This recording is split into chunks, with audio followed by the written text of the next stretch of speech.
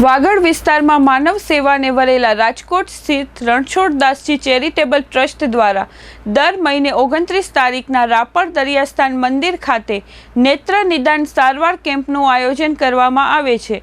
અત્યાર સુધીમાં હજારો લોકોને મોતિયા અને વેલના વિનામૂલ્યે ઓપરેશન કરી દેખતા કર્યા છે। આજે રાપર દરિયાસ્થાન મંદિર ખાતે 76મા નેત્ર નિદાન સારવાર કેમ્પનું આયોજન રામાપીર ભરોસે મંડળના સહયોગથી કરવામાં આવેલ, જેમાં આજે 230 જેટલા દર્દીઓની તપાસ હાથ ધરવામાં આવી હતી, જેમાંથી 72 દર્દીઓના ઓપરેશન હાથ ધરવામાં આવશે। રણછોડદાસજી ચેરિટેબલ ટ્રસ્ટની હોસ્પિટલના ડોક્ટર પ્રિન્સભાઈ તથા પ્રવીણભાઈ જાપડિયા દ્વારા તપાસ કરવામાં આવી હતી। ઓપરેશન માટે રાજકોટ દર્દીઓને વિનામૂલ્યે લક્ઝરી બસ દ્વારા આવવા જવા માટેની વ્યવસ્થા કરવામાં આવે છે।